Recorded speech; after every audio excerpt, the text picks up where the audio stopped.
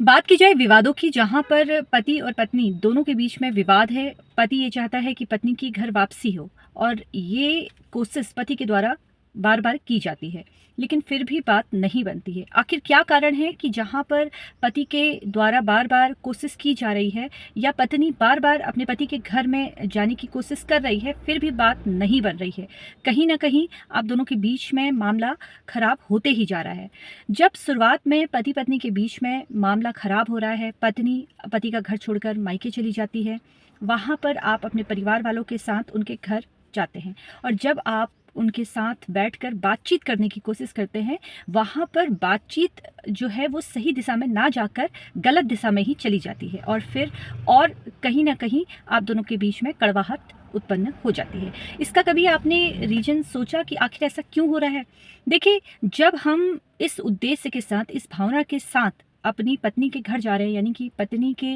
मायके आप जा रहे हैं और वहाँ पर इस उद्देश्य के साथ जा रहे हैं कि पत्नी की घर वापसी करनी है, चाहे बात उनके द्वारा कितनी ही खराब क्यों ना कर दी जाए, हम अपनी पत्नी को अपने घर वापस लेके जाएंगे। सामने वाली पार्टी चाहे कुछ भी करे, हमें अपने जो भी विचार है, जिस बात को लेकर हम उनके पास जा रहे हैं, उसको बहुत आराम से वहाँ पर रखेंगे। सामने वाली पार्टी चाहे आपको कितना भी भला बुरा कहे, वहाँ पर आप अगर सही तरीके से बातचीत करते हैं, आपके परिवार वाले या आप स्वयं उनसे सही तरीके से बातचीत करते हैं, अपनी भावनाओं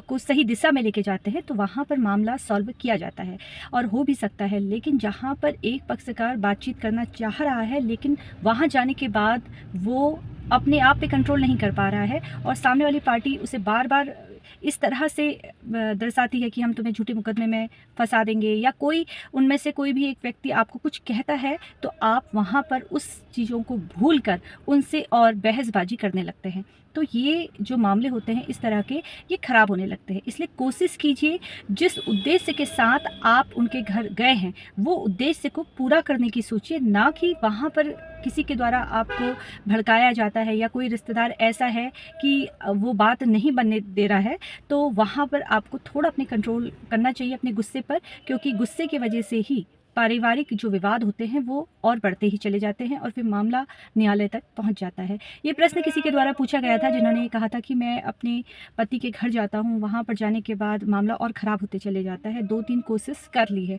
अब किस तरह से मैं बात करूं, किस तरह से आगे की मुझे रणनीति करनी चाहिए, इस तरह से उनसे बातचीत हो रही थी। तो मुझे लगा कि इस टॉपिक पर भी मुझे आपसे बात करनी आवश्यक है। फ़िलहाल आप इसी तरीके से मुझसे जुड़ते रहिए। धन्यवाद।